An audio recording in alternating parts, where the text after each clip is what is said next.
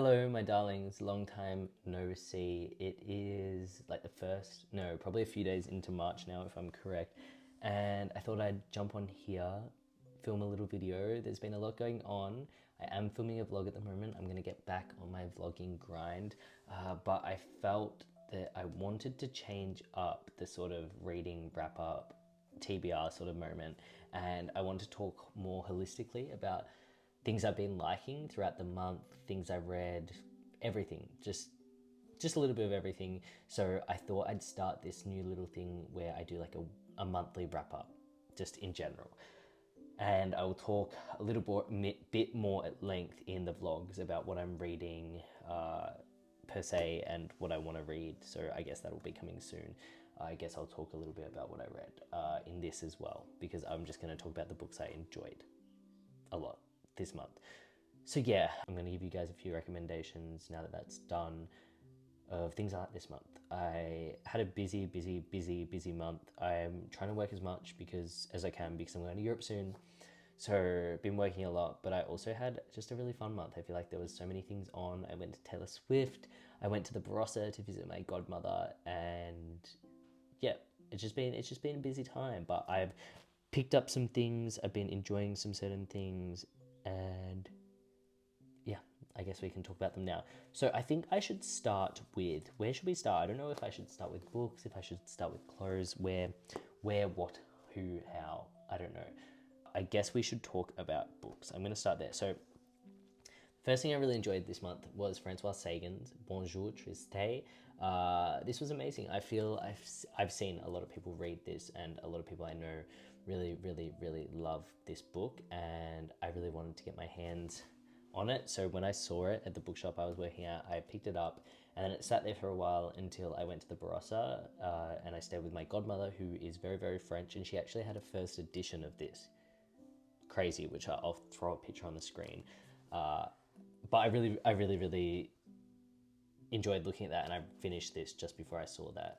This is about a young girl who's around 17 who goes away with her father every year. She is very close with her father, and they go away to this French summer vacation spot. It's perfect, it's everything. And he ends up getting involved with these two women, and she's not too happy about that. So she sort of sabotages these relationships that he has, and it follows on from there. I don't really want to spoil too much, but it's about grief, it's about love, it's about loss, it's about sexuality, about growing up, and it's really hot, it's really horny, and I really enjoyed it. This really set the tone for the month. I read 7 books this month, which was really good, and this was probably my favorite of the lot, so happy I finally read that. I then read, one of the other books I read this month that I really liked was The Days of Abandonment by Elena Ferrante. This book was only 200 pages long, but it did take me a little bit to get through. I feel like the prose was, I just had to concentrate a little bit more, but in saying that, I really did enjoy it, and I'm happy to have finally read some Ferrante this month. I promise you I'm going to try and read My Brilliant Friend. But The Days of Abandonment, if you didn't already know, can we just take a moment for the cover? This book follows Olga, a middle-aged woman who has recently been left by her husband for a younger woman, and it just follows her in the aftermath of this, and as she descends deeper and deeper into this guttural pit of rage and despair. And it's brutal, it's honest, it's raw, it's confronting at moments too. It's very hot. She's in the middle of an Italian heatwave in her own apartment with her 2 kids and a dog she didn't want. And I really like this. It has some really profound lines, and it's written really beautifully. And I can see why people like Ferrante, and I'm definitely one of those people now, and I'm definitely happy to have finally read this because it's been sitting there for a little bit now. But yeah, happy I've read this. I then got given this beautiful book by my mum when we were away in the Barossa. We found this in the bookshop, and she bought it for me for my birthday. And this is a David Hockney book of line drawings. It's sort of hard to show you, but David Hockney was this artist. He's still alive, actually, and he is just my style icon. I love him so much. He created some really beautiful art, some really funny art, and he just seems like a really slay guy, and he just hung around in this really cool circle of people that I'm very intrigued by. So when I saw this, Mum said, I'm gonna get it for you, which was very lovely of her, and I'm happy to have it. I love collecting coffee table books. I feel like they're a hard thing because I don't usually buy them for myself, so I do collect them more slowly, but I feel like once I grow up, move out, I don't know, probably buy a few more. So yeah, I really liked that. And then for my birthday, I also received, oopsies, I received this vinyl, which is the Gracie Abrams Good Riddance live acoustic shows. And this is amazing. Cami got this for me. I am been indulging in it. This morning I listened to it and it has like all the audience in it, and yeah, I think I'm getting back into my vinyl era. I go through phases where I listen to Bluetooth through my speakers and then I'll listen to my vinyls. It just depends, but when I can have the energy to turn it on, to be concentrating enough to change it and stop it when it needs to, I do go through a lot of vinyls, and I want to buy heaps, which isn't good because they're very expensive and I'm trying to save money. But nevertheless, I really enjoyed this and I'm looking forward to listening to it more. Something I really liked in February. So yeah, this vinyl, Good Riddance live shows by Gracie Abrams, and I really like the cover for that. It's quite nice. Then the next thing I want to talk about is a few pieces of clothing. The first being this hat. It's an Every Other Thursday hat. I've had my eyes on this for so long. The first time I saw it and it released, I didn't buy it. The reason being that it was super expensive in Australian dollars. I think it was $70 in Australian dollars, and then it was $40 for shipping, and I couldn't justify it. Ever since, I've wanted it. There hasn't been a day where I haven't thought about it, and so they re-released them, and then I bit the bullet and I ordered it. I know it was a lot of money, but I wear hats almost every day, so that's how I justified it. I think it looks really nice. It's a very different shape to a lot of the other hats I have, but I am liking it. I then want to talk about my glasses because I am in my glasses era. I went and got my eyes tested and they said not too good.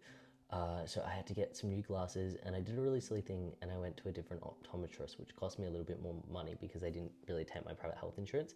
And I got these glasses and I learned a little bit more about what I like in glasses, because I always thought I liked rounder ones. But I don't. I think the rounder ones, when they like sit down here, I have quite a small face, so they don't look that good. But these, I feel like they're a bit blockier.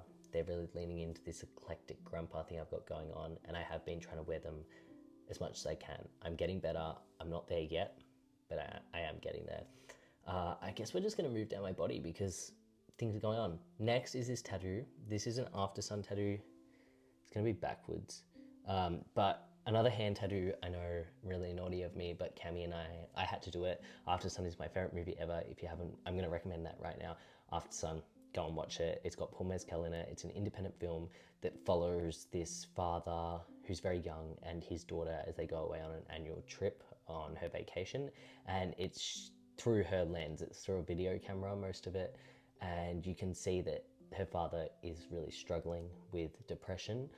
And he does all these telltale signs of someone who is really struggling, but she obviously doesn't see this because of her childhood innocence. And yeah, it's just alternating timeline. It trickle feeds you, and it's really amazing. So I wanted to have it on my body forever. So Cammy and I did that last week. Then I also have these beautiful pants on, which I don't know. Maybe I'll put a photo on. Can't really see. They're like these pajama pants. They're pajama pants, but I don't wear them really as pajama pants. Oh, they're by Tekla or Telkla. I don't know how you say it. I really want some of their linen.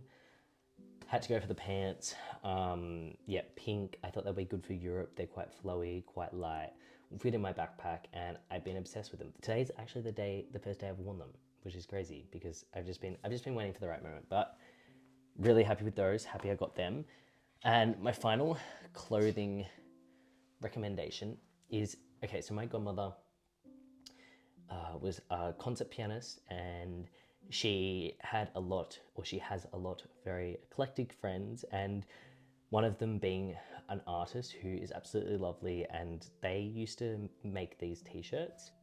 It's so cute. I love it. It's, I think, from the 90s, the early 90s. And I'm literally obsessed with it. It means so much to me. So this is something that I've been obsessed with this month as well. And then I have one final recommendation because I feel like this could go on forever, but I'll try not to have it not go on for that long. But it's Commodities Book Fragrance. Now, they offered to send me this, and of course I wasn't going to say no. Now, I am obsessed with Santal, is it 35? Whatever the number is on the end. I'm obsessed with that. I always go in and smell it, but I never buy it because it's like $400. But apparently this smelled like it. So I was like, okay, of course. This is meant to smell like a book. I wouldn't say it completely smells like a book, but it smells really good. It's very woody. It's got a sweet note in it, and I wish I could just let you smell it because I've been obsessing with this and wearing it a lot and getting lots of compliments. So if you're looking for a new fragrance, definitely check out Commodities book scent. And the packaging was like an Apple unboxing. It was absolutely crazy. So A+ there. And yeah, they're all the things that I've been liking recently, indulging in, doing all of the above. Happy to be here, back on YouTube. As I said, I'm making a vlog. Really excited to be making a vlog, and hopefully that's up next week. I don't know, I'm not going to promise anything. I'm going to commit to fortnightly uploads as I have been, but hopefully we can get some more out there, and maybe my binary videos will go up on here too throughout the weeks. I don't know, we'll see. But yeah, thanks for being here. I love you lots, and I'll talk to you soon. Toodaloo.